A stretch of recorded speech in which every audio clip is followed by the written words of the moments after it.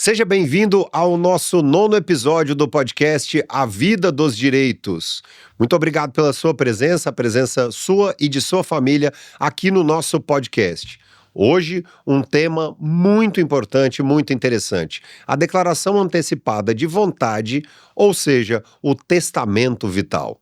É muito importante que você clique em curtir, que se inscreva aqui no nosso canal e possa indicar este e outros episódios que levam a você o direito justo e humano. Em nome da Advocacia Saulo Ramos Rocha Barros Sandoval, a partir de agora, você terá todas as informações e muita utilidade sobre esse tema, a declaração antecipada de vontade, ou seja, o testamento vital. Hoje nós recebemos, além do doutor Fabiano Tomazinho, além do doutor Henrique Sandoval, que são presenças constantes, fixas aqui no nosso podcast, o nosso especialista, doutor Alberto Delbon, que é especialista exatamente no notarial, aquilo que envolve o cartório. Desde 1997, o doutor Alberto é escrevente responsável pelo tabelionato de notas de Ribeirão Preto. Além de tudo isso, tem outras formações como pós-graduações e especialidade até mesmo na parte que envolve a perícia, algo que é muito importante, que agrega bastante à sua vida prática ali, né? Nessa parte do direito, do direito notarial, ou seja, ali o que envolve o cartorário.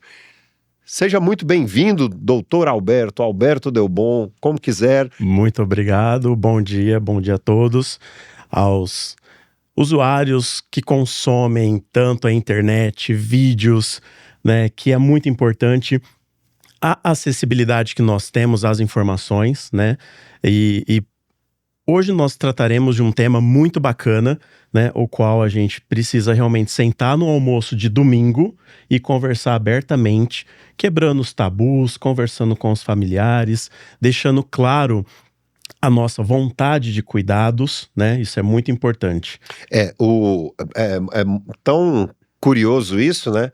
Que enquanto nós temos a lucidez, né, nós aqui, até tratamos aqui em outro episódio sobre a questão da herança digital, né? Hoje falaremos sobre o testamento vital.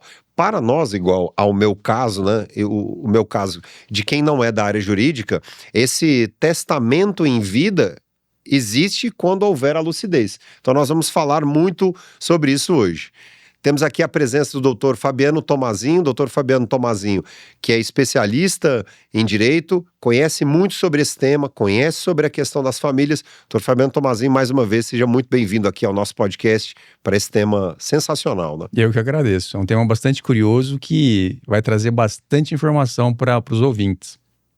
Ao lado do doutor Fabiano Tomazinho, nós temos a presença do doutor Henrique Sandoval, especialista, né, na advocacia contenciosa, também especialista no direito empresarial e que nos trouxe a ideia deste importantíssimo tema. Afinal de contas, as famílias são recheadas de decisões, de diálogos geracionais. Então, muito obrigado pela sua presença nesse tema aqui. Eu que agradeço, Diogo, agradeço principalmente a presença do Alberto aqui para nós tratarmos esse assunto, que é um assunto curioso, é um assunto que envolve situações em que nós sempre temos a ideia de que, poxa, isso não vai acontecer comigo, mas pode acontecer. Então, é um tema extremamente relevante. Aliás, nós já começamos aqui o nosso papo com o conceito, né? O que é esse testamento vital? Ou seja, o que é essa declaração antecipada de vontade, né? Porque não basta traduzir a expressão, correto? Correto. A expressão testamento vital, a gente precisa tirar em mente tudo que nós temos de patrimonial, depois de tudo resolvido, né? Por quê? A gente sempre trabalha, estuda, constrói uma família, né? Isso tudo é muito resolvido. Mas e nós? Em qual momento nós nos esquecemos? Aonde eu fiquei para trás? Aonde eu me deixei para trás? Né? E quando a gente fala de testamento vital, é muito importante que a pessoa que vai tomar qualquer tipo de decisão, ela precisa ser maior, capaz e ter a lucidez. Bacana? Sim. Tendo isso daí, tranquilo, a pessoa comparece ao cartório e fala, quero fazer um testamento vital. Quero fazer uma declaração em vida. Quero fazer uma diretiva antecipada de vontade. O cartório, eu costumo brincar com funcionários novos, né, que quando eles vão começar a trabalhar no cartório, eu falo, vocês devem sair de casa com a bola de cristal e a vara de condão. Porque muitas vezes a gente precisa adivinhar o que o cliente precisa e transformar aquilo numa realidade para ele. Sim. Então, muitos documentos hoje diz que o cartório às vezes é burocrático, tal, pela exigência, mas é muito importante essa tomada de decisão. Então eu sempre falo, gente, vai vir trabalhar no cartório, primeira coisa, bola de cristal e vara de condão. Vamos entender a necessidade do cliente, né? Somos humanos, temos família, temos vontades, temos as nossas conquistas e sucessos, e agora vamos cuidar disso daí. E nada mais importante do que uma pessoa que vá tomar uma decisão como um testamento vital, que ela seja maior, capaz e esteja lúcida, consciente daquilo que ela vai estar fazendo. E essa, na visão de vocês, né, que tratam com tantas famílias, existe, vocês já presenciaram essa questão dessa declaração antecipada de vontade, ou é algo que no Brasil ainda, vamos dizer, precisa de um maior esclarecimento, de acordo com o que o Dr. Alberto falou aqui? Bom, é o seguinte, realmente é algo não comum essa preocupação, né? E é importante colocar, acho que para que os nossos ouvintes entendam, que esse essa declaração Sim. é totalmente diferente do que um testamento. O testamento, você trata de patrimônio após a morte. Isso é super importante, né? O testamento vital são decisões para serem tomadas enquanto você está vivo. Tá. Né? Então, ou seja, o testamento está ligado ao patrimonial. A declaração de vontade é uma declaração de vontade a respeito de, né? Determinado tema, determinado assunto que vai ser necessário quando você não estiver consciente para a sua tomada de decisão. Perfeito? Ótimo. Então vamos imaginar, você pode hoje, Deus nos livre disso, mas sofrer um acidente e ficar inconsciente. Você ficar inconsciente e estar em estado grave de saúde, como é que você quer que seja tratado? Nesse testamento vital, você pode estipular algumas regras. O que traz a todos, principalmente aos familiares, uma maior tranquilidade na hora da tomada de decisão. Tem muito curioso, né, nós pensarmos isso. Durante toda essa década, né, trabalhando com todos vocês, a coisa que eu mais aprendi, né, nessa parte de liderar a comunicação, de estar com todos vocês, é a questão da prevenção. Quem tem o olhar dessa prevenção, quem consegue prever que é possível, existe uma probabilidade, nesse momento nós nos cercamos de uma vida aparentemente mais tranquila. Porque parece um tanto quanto difícil imaginar que nós somos suscetíveis à não lucidez. No entanto, nós conhecemos em vários locais e em várias famílias pessoas que passaram por isso, né? Então, ao que me parece, nessa declaração de vontade, eu coloco esse responsável e o que eu quero diante desse não estado meu de lucidez mais, é isso? Justamente. Ele é diretamente ligado ao tratamento de saúde que a pessoa deseja ou não. Prolongar a vida ou adiar a morte. Essa é a principal linha de raciocínio. Então, por exemplo, eu quero prolongar a vida. Olha, temos um medicamento novo, tá? Então você tem uma doença terminal, mas tem um medicamento novo que a gente pode fazer uso. A qualidade de vida da pessoa que está doente, às vezes não é satisfatória para ela. É cansativo para a família, e aí você pode fazer essa opção. Eu quero prolongar a minha vida ou adiar a minha morte? A gente pensa, prolongar a vida? Como que eu posso prolongar a minha vida? Fazendo uma atividade física, me alimentando, tomando água. Então, isso é você prolongar a vida. Tudo bem que às vezes você pode sofrer um acidente. Poxa, tão novo, bateu um carro, faleceu, ficou em estado vegetativo, mas ele estava prolongando a vida dele. Adiar a morte já traz uma sensação de sofrimento, peso, decisões, e isso acaba sendo diferente. E no testamento vital, na diretiva antecipada de vontade, é justamente para isso. Então, você vai deixar claro, através dessa escritura, a forma como você gostaria que fosse tratado. Sim. Por não ser um tema de tamanha urgência, né, entendo que o ser humano coloque na sua agenda, na sua mente, situações que são urgentes. Ou seja, eu utilizarei o serviço de um cartório, né, todo o escopo de um cartório, seria para uma escritura, alguma coisa. Num casamento, né? Uma situação que exige essa urgência, vamos dizer assim, né? Que aí eu só vou lá porque eu preciso. Isso seria, então, digamos, mais.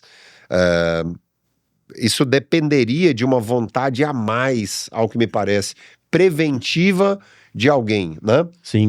Porque a pessoa precisa estar lúcida, né? Quando para que tal. isso geralmente acontece? Fui diagnosticado com CA, com câncer. Sim. Olha, vamos fazer o tratamento, vamos fazer uma cirurgia, você vai fazer o tratamento. De repente, ele avança. Ele começa a atingir outros órgãos. E aí você e o seu médico já decidem, olha, a gente pode tomar esse tipo de postura ou esse daqui. Aí sim é que a pessoa vai pensar. Hoje, você acordou e pensou em fazer um testamento vital? Não, então, Justamente, né? Eu pensei. Então, o testamento vital, ele vai vir com uma necessidade. Então, sempre vai ter um médico acompanhando o paciente, dando essas orientações, e em determinado momento ele vai conversar com esse paciente e falar, olha, precisamos tomar algumas decisões. E no seu dia a dia, além desse tipo de situação, já houve caso assim de uma pessoa muito prevenida que, sabendo da existência dessa declaração antecipada de vontade, por vontade própria, foi lá e quis saber um pouco mais sobre isso? Já houve esse caso? Já apareceu no... Diretamente não, Não? tá? Mas alguns médicos, quando eu comecei a estudar sobre o assunto, eu perguntei para alguns amigos, e aí, vocês já indicaram? Eles até comentaram comigo, muitos pacientes já pedem para colocar no prontuário. Então, essa informação no prontuário, ainda que não seja aquele médico que vai estar assistindo, outro médico já vai saber que essa decisão já foi tomada. Exato. A gente tem que lembrar o seguinte, isso daí é para a situação em que a pessoa está inconsciente, ela não pode tomar decisão, certo? Aí que entra o papel do testamento vital, perfeito? Então, ela está inconsciente. E aí entra aquela necessidade de homenagear a vontade declarada daquela pessoa, Isso. naquele momento. Isso. Será que eu quero um tratamento... Eu sou inconsciente. Eu quero que continue com um tratamento paliativo? Querem que eu fique prolongando a minha morte, sendo que eu estou no estado, lembrando, grave e irreversível. Tem que ser grave e irreversível. Eu não posso abrir mão de um tratamento, de uma ação médica que possa e tenha o potencial de reverter o quadro.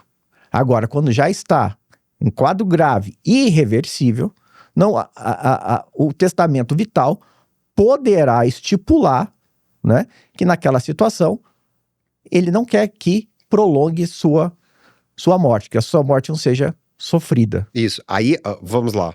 A declaração antecipada de vontade está no testamento vital, correto? Então, Exato. Isso. Ou seja, existe uma diferença comum, isso é super importante a você que está do outro lado, se interessa por esse tema jurídico, por conhecer um pouco mais sobre a vida em si, né, e como o direito nos cerca de possibilidades e segurança, principalmente essa segurança preventiva e estratégica.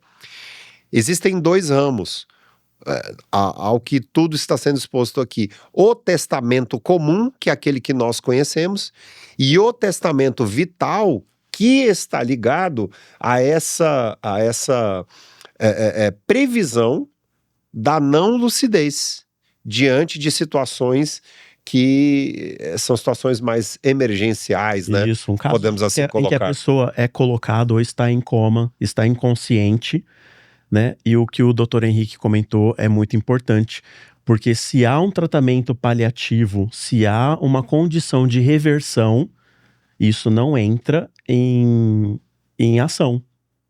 Estou com uma dor de garganta. Não, eu quero que não prolonguem a minha vida.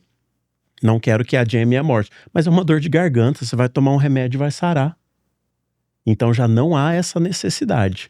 Então é o caso de uma doença que seja incurável. Então essa necessidade é um dos requisitos para que esse testamento vital possa entrar em ação. E é interessante a gente pensar nas seguintes circunstâncias. Vamos colocar que o paciente inconsciente deixou o testamento vital, dizendo, olha, estando numa situação grave e irreversível, eu não quero que eu seja mantido artificialmente a minha vida. Perfeito. Existe essa declaração. Entretanto, os familiares querem o contrário. Querem que continue com todo o tratamento paliativo. O médico, o que ele faz? Essa é uma pergunta. Ele deve cumprir a ordem de quem? Essa é Legalmente, o próprio Conselho Federal de Medicina já lida com essa situação. Como nós somos do direito, né, e no cartório dificilmente nós temos esse contato e a própria escritura, ela não tem uma regulação própria para isso, ela é muito dependente da medicina. Então, o próprio Conselho Federal de Medicina já estipulou algumas condições de atendimento. Qual que é a prioridade? Entendeu? Desde que nenhuma delas vá contra a ética médica, tranquilo. Exato. Pode ser a da escritura do testamento vital, do procurador nomeado, né, ou dos familiares.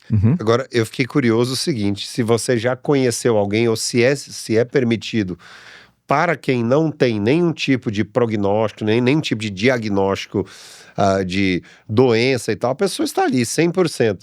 Se ela já pediu essa declaração antecipada de vontade. Existem muitos CDFs da vida por aí, não? Tem. Mas, Diogo, quer ver uma particularidade? Talvez você já tenha feito isso e não saiba. Quando você vai fazer o documento de identidade, você não pode escolher lá se você é ou não doador de órgãos. Exatamente. Então, assim, isso aí eu vejo que é um começo dessa declaração que nós temos hoje, muito mais robusta e com mais elementos. Percebe? Lá você tem a plena condição de escolher. Olha, quando eu falecer, eu quero que todos os meus órgãos úteis, viáveis, etc., possam ser doados para terceiros. Como eu posso colocar aqui, não. Porque Isso é uma declaração antecipada de vontade, na prática. Exato. Começou por aí. A gente percebe o quê? Que para os familiares é muito difícil tratar disso, porque ele está vivendo um momento de dor, de agonia, perda de um ente próximo. Mas a pessoa ela já tinha plena convicção, olha, o que eu quero é isso. Ou não, eu não quero, é um direito dela. Ela pode expor. Então percebe que já existia isso já. Então assim, apesar de ser uma novidade, porque hoje é muito mais robusta, pode tratar a questão de curatela, inclusive, né? Olha, eu quero que fulano de tal decida como vão ser minhas questões financeiras também. Porque a gente se deparou no escritório, até recentemente, com situações meio delicadas. Sério? Em que, eventualmente, filhos brigavam pela curatela do pai ou da mãe. Correto. Quando, se fazendo essa declaração antecipada, o pai vai prever e vai indicar, olha, ele é quem vai responder. Corretíssimo. Por questões de saúde, financeiras e tudo mais. Então, assim, apesar da pessoa muitas vezes não pensar nisso, é extremamente importante. Porque assim como o testamento no passado as pessoas tinham um tabu, porque, pensando o quê? Em morte. Não em regular essas situações para dar uma tranquilidade para os meus sucessores. No testamento vital, acontece exatamente isso. As pessoas precisam se livrar desse tabu. Você sabe que eu tenho um amigo, uma pessoa que... esse sim, amigo, que é uma pessoa com deficiência, um homem brilhante, que é dono de um dos maiores grupos farmacêuticos do país que tem 70 anos de idade hoje e nunca havia parado para pensar sobre o tema sucessão, nunca havia parado para pensar nesse tipo de documento, porque tem aquela energia, tem muita vitalidade, trabalha muito aquele cidadão que acorda às 6 da manhã, yoga, oração, fisioterapia e vamos trabalhar e tem uma energia muito grande. Quando ele parou para pensar sobre todos esses aspectos futurísticos, ele chegou à seguinte decisão, após leitura, buscando conhecimento, né, de pessoas iguais a vocês, né, que têm esse trabalho no direito, dizendo o seguinte: é até uma espécie de falta de respeito e consideração com a minha própria família não deixar tudo devidamente preparado. Todos os documentos, todas as questões. E aí, mas talvez de onde veio esse clique, né? Veio com a pandemia, né? Então a pandemia trouxe esse clique sobre o fim da vida. Então, isso aí que você nos passa, doutor Fabiano, é muito interessante, porque quer dizer que, de um lado, nós temos a figura desse testamento comum ligado ao patrimonial em si, e de outro lado, esse testamento vital que tem a ver, corrobora com todas as questões, as decisões em vida que devem ser respeitadas, essas decisões devem ser respeitadas, né? Exatamente. E você vê, Diogo, quem melhor que a própria pessoa sabe, olha, tal pessoa certamente vai cuidar muito bem do meu patrimônio, seja um filho, uma esposa ou um outro. De repente, um tem mais aptidão para um negócio na família, o outro nem tanto, né? E o pai, muitas vezes, vamos tratar como o pai de uma família. Sabe, poxa, eu quero que a minha esposa lide com esses problemas, mas pode ser que ele seja uma pessoa separada e indique isso para o filho mais velho ou um outro. Então, ele poder fazer isso é espetacular. Justamente porque, às vezes, você imagina se deparar com uma situação de um ente querido num hospital e ele perguntar assim: e agora? Diogo, até onde nós vamos? O médico para você e pergunta: até onde nós vamos? Naquele momento de aflição seu. Por isso que só dando um passo atrás, é o seguinte. Claro. Existe a possibilidade, nós estamos tratando aqui de uma situação que a gente está prevendo futura, em que eu perdi a consciência por vários motivos que podem circunstâncias da vida. Seja um envelhecimento, seja um acidente, seja lá o que for. Então pode acontecer de você vir a ter uma doença que atinja a sua faculdade mental. Então, vamos colocar um Alzheimer. A pessoa perde a capacidade de tomada de decisão. Sim. Nessa situação, Diogo, existe aí a nomeação de um curador. Porque aquela pessoa é interditada e nomeado um curador ou uma curadora. Você pode fazer uma diretiva de curatela, dizendo: olha, chegando nessa situação, eu quero que o curador meu seja tal pessoa para cuidar do meu patrimônio ou de tais pessoas para cuidar do meu patrimônio. Você pode criar um conselho curador. Você também pode nomear aí uma pessoa que vai ser o responsável para a tomada de decisões relacionadas à sua saúde. É uma procuração de saúde. Aquele médico eu posso escolher que vai ser aquele responsável para tomar as decisões. Lembrando, decisões quando eu não posso mais tomar de forma consciente.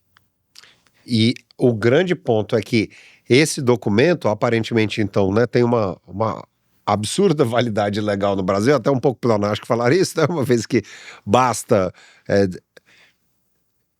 As pessoas só tomam essa decisão quando existe o problema ou você conhece, por toda essa sua experiência ao longo de todas essas décadas aí, essas questões do próprio curador, essas questões do testamento em si, existe gente que se previne com mais tempo ou não? Olha, o Alberto vai ter condições, como ele vive isso diariamente, ele vai ter condições de o brasileiro poder expor de uma forma melhor. Essa ferramenta de empoderamento jurídico, onde a pessoa, em sã consciência, toma essa decisão não é divulgada. Tá. Não é bom. divulgada. Por quê? A cultura de isso nunca vai acontecer comigo, né? Nos endeusa, então eu não vou ficar vivo para sempre. Só que eu preciso sentar, conversar, e assim como eu tomo decisões sobre bens, família, os menores, caso existam, né? A escritura, a diretiva antecipada de vontade, ela vai adiantar muitos assuntos, porém nem todos serão tratados com ela. E os médicos são obrigados a seguir Os esse médicos documento. seguem essa orientação. Eu trouxe até a legislação do Conselho Federal, já apresento para vocês. Por quê? A curatela, a tutela, ela depende de uma ação judicial. Porém, essa ação vai ser tomada mediante uma escritura pública de que foi feito da pessoa indicando X para curador, para tutor, né? Como foi comentado, a própria declaração no RG, sou doador de órgãos, né? Tem gente que faz uma tatuagem assim no peito, né? Porque a família não vai doar os órgãos, mas era a vontade dele, tá aqui no documento. Aí tá escrito lá, sou doador, né? Igual quando vai fazer cirurgia Olha no só. joelho, com medo, né, de operar o joelho errado, aí você faz uma tatuagem, joelho bom, joelho ruim, pro médico saber qual que ele vai estar operando ali, porque você vai estar inconsciente na hora da cirurgia, né? E aí, infelizmente, já nós ouvimos deparamos, casos. exato. Já vimos casos disso, né? Então a pessoa vai lá e se resguarda, sou doador de órgãos. Nem A todos minha são família Neymar, não... né? PS, minha família não aceita. Né? Diogo, e tem alguns pontos para a gente colocar para refletir que é importante nós abordar aqui na nossa conversa. Por exemplo, nesse testamento vital, eu poderia, por exemplo, colocar aqui, chegando a uma situação em que eu estou inconsciente, impossibilitado de tomar decisão, eu posso colocar, por exemplo, que, olha, se for diagnosticado aqui determinado câncer, eu não quero fazer o tratamento? Poderia fazer isso? Eu não sei. Não pode.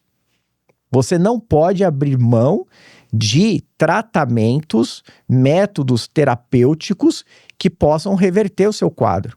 Você não pode... tem que ser... Você abrir mão, você podendo se expressar a sua vontade, você pode dizer... Eu não quero me submeter àquele determinado tratamento. Mas eu não posso, nesse testamento vital, antecipar uma situação que você só poderia abrir mão no momento em que ela ocorresse. Até porque, né, o bem vida é tutelado acima, né, de acordo com a nossa legislação, né, até na Constituição. Por isso que no Brasil não se permite a eutanásia. Exatamente. Então ele não pode fazer isso, por exemplo, que ele quer ser submetido, porque isso aí vai ser o quê? Ilegal. Então não vai, é lógico que o tabelião vai dar toda a orientação quando ele for fazer essa declaração, mas é importantíssimo que todos tenham consciência disso. Não, desculpa. Eu ia questionar o seguinte. Então, como é que é a estrutura desse documento, né? A Como é que esse estrutura, documento é feito? esse documento ele pode ser feito de forma particular, porém ele tem uma fragilidade jurídica, um documento particular. Fiz uma declaração do que eu quero, nem tudo que eu quero é possível. A pública em forma de escritura, ela vai ser resguardada dos direitos. Então, por exemplo, no caso da eutanásia, o cara fala assim, descobri que eu tenho câncer, não quero receber tratamento. Não, mas você não pode dispor disso. Não teria validade. O médico, logicamente, ignoraria e daria sequência ali ao tratamento. Lógico, conversando, tem toda uma equipe psicossocial e tal. Mas a fragilidade de uma declaração particular, ela pode encontrar essas barreiras, enquanto a pública não. Uma pessoa que chega lá no primeiro tabelião hoje, por exemplo, vim aqui fazer uma diretiva antecipada de vontade. Pô, legal, vamos marcar uma reunião, nós aqui do cartório com o seu médico, nós vamos lavrar um documento e o seu médico vai direcionar. Ah, sim. O seu médico vai dar as direções. Nós forneceremos o instrumento para você. É outra história. A pessoa ia lá e não tinha essa complexidade. Nós nem temos know-how para isso. Entendi. Entendeu? Então ele Entendi. fala assim, olha, eu não quero tomar o medicamento X. Tá, mas esse medicamento é pra quê? Né? De repente a gente coloca ali, ou ele deseja, quero tomar o medicamento X. A gente não tem conhecimento se aquilo ali é paliativo Correto. ou se vai encarar num suicídio. É uma Bom, relação dialógica, né? Com... e uma coisa que a gente precisa ficar atento é o seguinte: quem fizer esse testamento vital, que dê conhecimento aos seus familiares, ao seu médico de confiança, porque pode acontecer dele fazer um testamento desse, mas no momento da necessidade ninguém ter conhecimento. Por isso que existem aí alguns temas sendo tratados como a necessidade de haver uma consulta. Vamos dizer, o médico, numa situação dessa, saber o seguinte: será que essa pessoa deixou um testamento vital ou não? Né? A necessidade de fazer, ou a obrigação de fazer esse questionamento, ou então a necessidade disso ter um controle, ser centralizado esses atos, para que qualquer um possa lá ter acesso. Porque se não for dada publicidade a quem essa pessoa deseja, que fez o testamento, acaba ficando sem cumprimento. E essa publicidade é para quem? Porque, por exemplo, a nossa escritura é um ato público. Rasgou aquele que tem ali, tira uma segunda via. Existe. Então existe hoje sim uma tratativa entre o Colégio Notarial do Brasil para que no Conselho e na própria Anvisa eles façam essa comunicação. Porque hoje nós temos a plataforma do e-notariado. Então todos os atos notariais estão nessa plataforma. Que você consegue, inclusive, fazer uma pesquisa na CEP, que é a Central de Escrituras e Procurações, se existe algum ato lavrado por essa pessoa no Brasil inteiro. E hoje essa consulta é pública. Então, é um canal aberto para que qualquer pessoa consiga atingir. Então, o que eles estão conversando hoje? Para que seja disponibilizado no prontuário médico, para quando, por exemplo, estou viajando, cuidei de tudo aqui em Ribeirão. Tá tudo lindo, maravilhoso. Fui viajar, sofri um acidente e estou em coma. Não consigo mais expressar, só que eu já deixei essa escritura pronta. Quando ele der entrada na assistência médica no Rio de Janeiro, onde a pessoa estiver viajando, vai puxar lá, Alberto Delbon. Olha, ele tem aqui uma diretiva antecipada de vontade e ele delimitou algumas formas de tratamento. Bacana. Eu fiz um negócio em Ribeirão Preto, está sendo atendido no Rio de Janeiro por um médico que eu nunca vi. O meu médico foi comigo no cartório, me ajudou a providenciar esse documento, só que na hora que eu precisei não era ele quem estava aqui. Mas, Alberto, isso ainda não está disponibilizado. Não. Eu acho que isso aí seria o ideal, porque, por exemplo, o testamento patrimonial, hoje em dia ele tem um registro, né? E para fazer qualquer inventário, seja judicial ou extrajudicial, um dos documentos exigidos é justamente uma declaração se existe ou não. Negativa de testamento. Que tecnicamente chama certidão.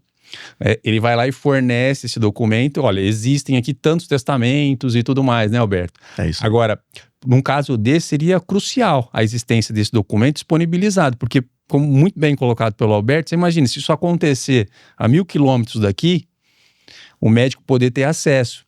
Porque se ele é um documento particular, isso aqui pode estar na minha casa e nem chegar a público, como o Henrique bem colocou também. O público, certamente a gente tem lá como pedir uma segunda via, uma certidão desse documento. Agora, o que acontece muitas vezes, se não houver esse aprimoramento... Essa publicização, porque não adianta ele ser público se ele não for publicado. Exato. O profissional que vai dar os cuidados pode não ter acesso. Ou isso aí, você imagina, pode acontecer também, Diogo, da pessoa que conhecia, vamos supor que é um casal. Os dois sofrem um acidente juntos. E se não tiver, perdeu a essência toda do ato. Um sabia do outro e os dois estão juntos, Entendeu? Então, assim, esse documento ser publicizado será primordial. Hoje o nosso cruzamento de dados é muito grande, né? Então, por exemplo, as compras que você faz já comunica, o que você vende já comunica. Então, hoje o cruzamento de dados é muito importante. Agora só falta juntar a parte notarial com a parte médica. Então, nós podemos lavrar esse tipo de documento, mas em que momento que esse documento vai surtir efeitos? A pessoa tem conhecimento dele? Porque olha o tanto que a pessoa, o declarante, batalhou para conquistar, para construir, e agora eles querem que cuide do corpo dele de tal forma. Né? Até porque, como você bem colocou, não é uma coisa simples, né? Como o Diogo tinha colocado, né? Não. Depende lá de uma reunião com o médico, entendeu? Então, envolveu todo um Tem processo. que ter toda uma tratativa. Hoje, esse seria de acordo com o que o Dr. Fabiano Tomazinho falou, o mundo ideal, a situação ideal, era que qualquer pessoa, desde que no gozo das suas faculdades plenas, maior de idade, seguindo todos os ritos do Código Civil, não é isso? Ó, tô aprendendo, tá vendo? Seguindo os ritos do Código Civil, que essa pessoa pudesse ter acesso a essa declaração antecipada de vontade, até de uma maneira mais plena.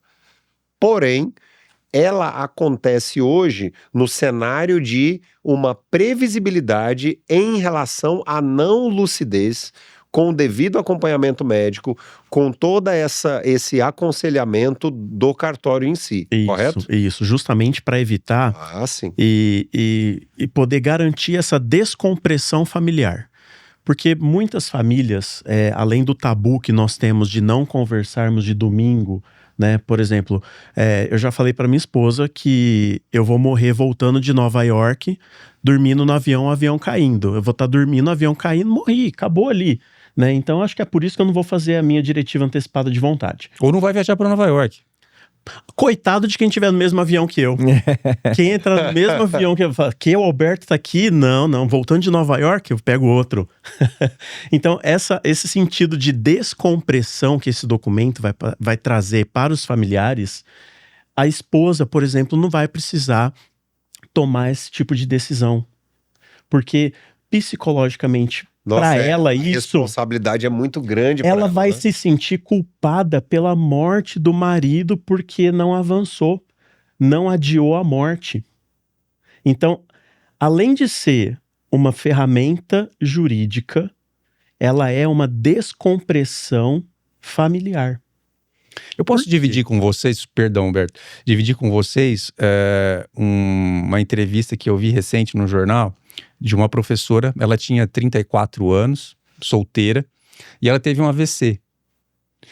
E aí caiu no colo da família: olha, nós temos a possibilidade de fazer a cirurgia e ela voltar 100%, mas é óbvio que, como uma cirurgia, tem um risco. Ou então, vamos tomar todos os cuidados aqui, aguardar, ver como ela volta e ver as sequelas. E ela, na entrevista, ela tá lúcida, perfeita hoje em dia. A família optou por fazer a cirurgia, assumindo o risco, porque todos a conheciam e sabiam que ela jamais iria conseguir viver, ter uma vida normal com várias restrições, né? Porque ela gostava de dar aula, etc e tal. Você imagina ela, por exemplo, não podendo dar aula mais. Então a família, só que, como o Alberto bem colocou, caiu no colo da família tomar essa decisão naquele momento em que ela estava inconsciente. Um assunto que pode ser colocado nessa diretiva, que quando há o falecimento, existe sempre aquela dúvida: será que ele quer ser cremado ou não? Qual o destino do corpo dele? Certo? Numa diretiva de antecipada de vontade, você pode expressar sua vontade que você deseja ou não deseja, por exemplo, ser cremado. Sim. Essa é. Agora, são situações que no momento em que elas ocorrem, é urgente. Por isso que, ainda que seja por ato, por uma escritura pública, por um ato público, é recomendado que você noticie os seus familiares a respeito da existência dessa situação. No Brasil, então, eutanásia no Brasil, não, né? A interrupção da vida. O que mais se aproximaria nesse caso, então, é exatamente a declaração antecipada de vontade, certo? Isso. E nela deixando claro aquilo que você quer que seja utilizado como tratamento, né? Para prolongar a vida ou adiar a morte, né? E aí você delimita... Prolongar a vida ou adiar a morte. Tá? Então, se você para pensar, são formas diferentes de lidar. Eu quero prolongar minha vida com cuidados que eu já tenho hoje, eu estou prolongando a minha vida, né? Vou adiar a minha morte com tratamentos pesados, se a pessoa deseja ou não, até onde o desejo da pessoa vai. Por isso é muito importante a figura do médico nesse tipo de conversa. Então o médico ele vai estar ali para poder orientar. Olha, até onde, qual é o tipo de pergunta, doutora, que você vai fazer para o paciente? Eu vou transcrever isso daqui para que qualquer um que lê entenda qual foi a resposta dada pelo paciente declarante no caso da escritura. Bacana. Interessante demais. Eu trouxe também a parte do conselho, a legislação do Conselho de Medicina. É o 995? Porque assim, como nós não lidamos muito, né, com essa parte médica, favor. aí a gente até dá uma lida, né, porque, né, para não falar nada de errado. Ó, a resolução do Conselho de Medicina, número 1995 de 2012, o artigo 1º. O testamento vital ou as diretivas antecipadas de vontade é o conjunto de desejos prévia e expressamente manifestados pelo paciente sobre cuidados e tratamentos que quer ou não receber no momento em que estiver incapacitado de expressar livre e autonomamente sua vontade. Disse tudo. Ou seja, ele já falou como que ele vai fazer isso antes. Tem que ser maior, capaz, estar lúcido e consciente sobre essas ações que serão tomadas. O artigo 2º, o médico levará em consideração as diretivas antecipadas de vontade nas definições sobre tratamentos e cuidados com o paciente incapaz e impossibilitado de comunicar a sua vontade. Então, ele vai seguir tudo que já consta nessa diretiva, porque ela foi feita justamente enquanto ele conseguia expressar a vontade dele. Parágrafo 1º. Em caso de nomeação de procurador, suas informações serão levadas em consideração pelo médico. Parágrafo 2º. Não serão consideradas as diretivas do paciente ou do procurador que contrariem o Código de Ética Médica. Parágrafo 3º. As diretivas do paciente prevalecerão sobre os desejos de seus familiares, mas não sobre o parecer médico. Então o médico sempre vai ter o poder de decisão ali. Olha, ainda que ele tenha feito um termo particular, né, que não pode ser cumprido pela ética médica, então prevalece a vontade do médico, a decisão do médico ali. Do declarante, Isso, né? caso o documento não seja hábil. É porque, de repente, acho que o médico entende que aquele tratamento, existe uma possibilidade muito grande Sim. do tratamento ter êxito. Por isso que é sempre importante frisar E a que é pessoa numa vai ter situação consciente. grave e irreversível. Aí ele pode estar abrindo mão de manter a sua vida de forma artificial, com atos paliativos apenas. Aí isso sim ele pode abrir mão. Ele não pode abrir mão antecipadamente, por exemplo, de um tratamento que tem o potencial de lhe trazer benefícios. E não como, né, não é isso de eu tenho lá minhas vontades, amanhã eu vou ao cartório, essa vida não me faz mais sentido, acabou e a coisa não funciona assim. Até porque existe a premissa maior, né, do direito à vida, né, e a questão da ética médica, né? Da ética médica. Da ética médica. Nós tivemos um caso, assim, não consegui estudar a fundo, mas o irmão da cantora Marina Lima, Antônio Cícero. ele foi pra até a Suíça, né? Suíça para A Suíça. a opção pela eutanásia, Pela eutanásia. dada a situação em que ele estava. Aqui no né? Brasil ele não conseguiria, né? Porque legalmente a eutanásia não é permitida. Então ele foi até a Suíça. É isso aí. Então, se ele tivesse ido a um cartório para fazer esse tipo de diretiva, ainda que o cartório lavrasse, ela não teria eficácia. Sim. Exato. E esse prolongamento da vida de forma artificial, num quadro grave e irreversível, é a conhecida distanásia. Distanásia. E você abrir mão dessa manutenção da vida de forma artificial, numa situação irreversível, você é a escolha pela ortotanásia. Ortotanásia. Que é a condução, como conduzir aquele paciente em estado terminal, se existe ou não essa manifestação de vontade dele, certo? De ser mantido ou não artificialmente vivo, prolongando às vezes uma morte, né? Trazendo sofrimento, porque ainda que a pessoa esteja em coma, nós não temos conhecimento, a ciência não tem sobre o sofrimento dela. Então, se ali ela já decidiu, fica muito mais fácil, não só para o médico, mas principalmente para os familiares. E tirando isso, havendo essa declaração, essa diretiva, considerando que dentro da família poderão ter opiniões diferentes a respeito do que se faria com aquele paciente, aquele ente familiar. Correto. Poderia haver conflito, certo? Esse conflito, ele é amenizado porque o próprio paciente deixou declarado o que ele queria. Então, lembrando sempre da nossa postura sempre de trazer mecanismos para que tudo ocorra de forma consensual, para que não haja conflito dentro da família num eventual inventário e situações deles decorrentes, a diretiva antecipada de vontade pode ser utilizada como uma ferramenta muito útil para evitar conflitos familiares. Descompressão do ente querido, né? Porque é normal do ente o quê? Ele é egoísta, ele quer o quê? Ele quer o pai junto, a mãe. Preservar, né? Quer preservar, isso aí é do ser humano. É do ser humano. Impressionante. E como a decisão, o conhecimento sobre essa declaração antecipada de vontade, toda essa consciência estratégica, jurídica, por que não? Como isso extingue ou minimiza a quase extinção de problemas familiares? E quanto uma família pagaria, não apenas no sentido monetário, para não haver um problema? Quantas vezes nós, seres humanos, por ignorância ou porque somos levados por uma questão ou outra, não imaginamos o que está além do muro dos nossos conhecimentos.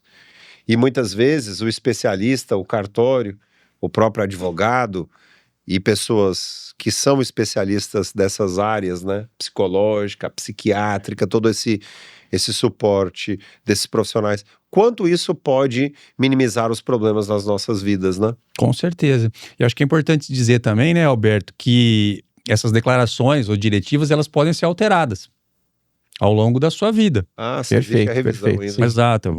Podem ser revogadas, é importante, porque de repente você pode ter um problema muito sério que levou a fazer essa declaração.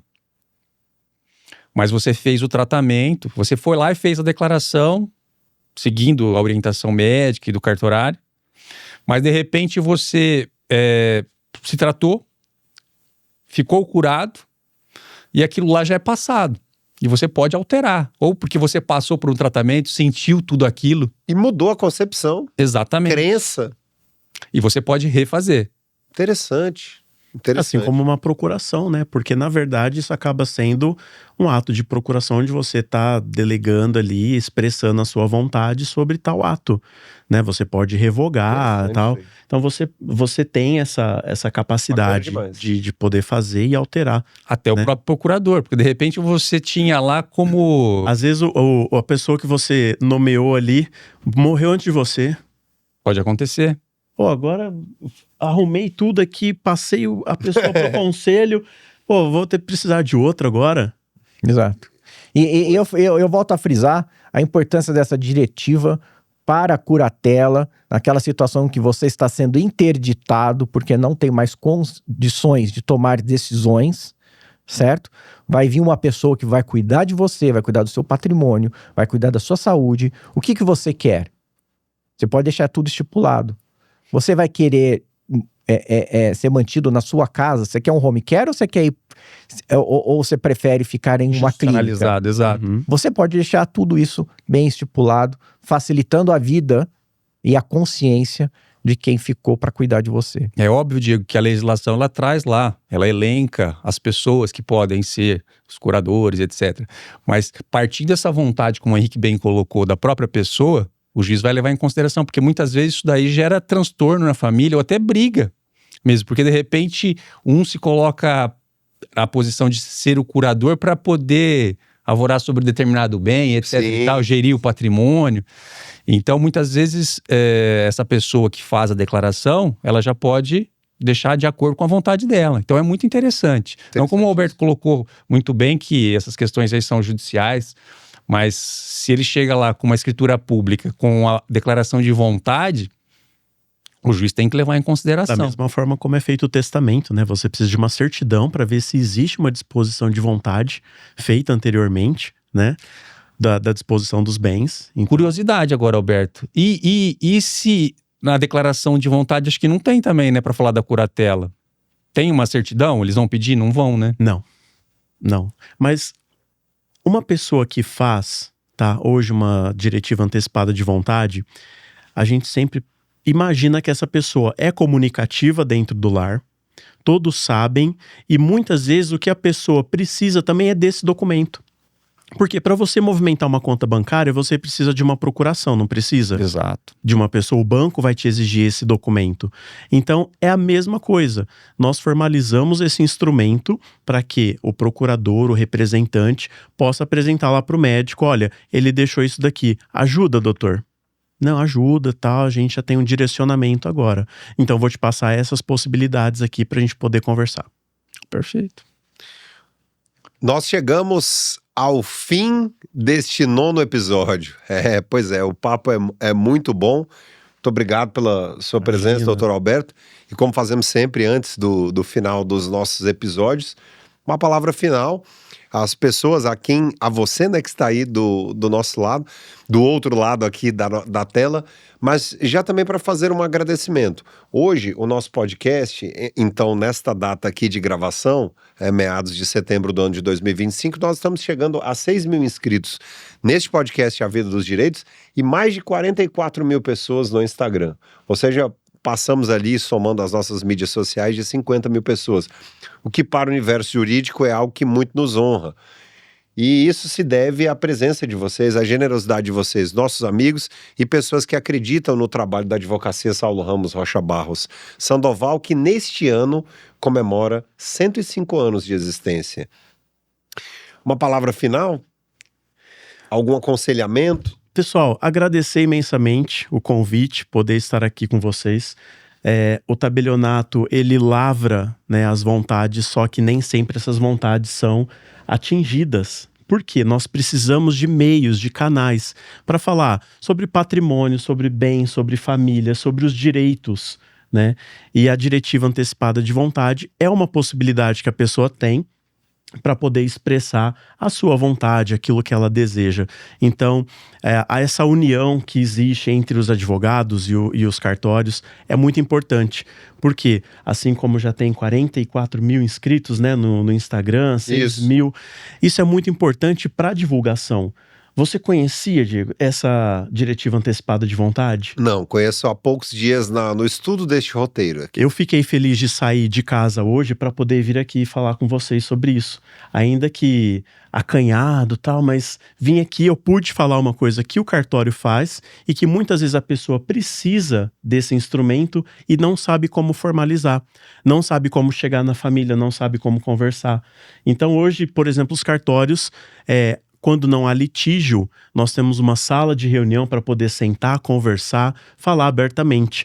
Então, hoje, estando aqui com vocês, eu me sinto muito lisonjeado de poder atingir todos os usuários e todas as pessoas que consomem conteúdo na internet para poder saber um pouquinho dessa diretiva antecipada de vontade. Isso aqui dá um baita de um corte de utilidade pública aqui, né? Muito obrigado pela sua presença. Eu que agradeço. De fato, quando nós visualizamos, né, todo esse projeto de comunicação, tudo isso concretizado, para nós é uma imensa alegria, sabe? Saiba disso, viu? Doutor Fabiano Tomazinho. Obrigado, Diogo. Obrigado mais uma vez, Alberto, pela sua presença, ter aceitado o nosso convite. E o importante disso é o quê? É trazer informação, que é justamente esse o nosso objetivo. Espero que tenha ficado claro para as pessoas, para os nossos ouvintes, a importância desse tema e de conversar. Porque assim como o testamento sobre o bem, sobre o patrimônio das pessoas, sobre os bens das pessoas, que no passado foi um tabu, né? Por muito tempo, né, Alberto? Eu acredito que as pessoas evitavam falar sobre isso justamente porque Parece que tava atraindo a morte, né? Vai falar de testamento. Não, tá chamando a morte. Deus me livre, não quero nem saber disso. É. Né? E fazer a declaração, a diretiva de vontade, vem justamente nesse sentido, é precaução, prevenir. Né? Então eu acho que é muito importante e o papo foi muito agradável. Muito obrigado mais uma vez, Diogo, Adalberto, Henrique. Tá com a palavra. Não, só acrescentar, por fim, agradecimento ao Alberto, agradecimento ao Fabiano, Diogo, e colocar mais uma vez aqui que a gente sempre vem destacando no nosso podcast a importância do planejamento sucessório. E a diretiva antecipada de vontade é mais uma das ferramentas que podemos utilizar nesse objetivo do planejamento sucessório, que traz inúmeros benefícios às famílias. Muito obrigado pelo recado, muito obrigado pela sua audiência, pela sua presença, porque você sabe, né? Justa e humana, Advocacia Saulo Ramos Rocha Barros Sandoval. Podcast A Vida dos Direitos.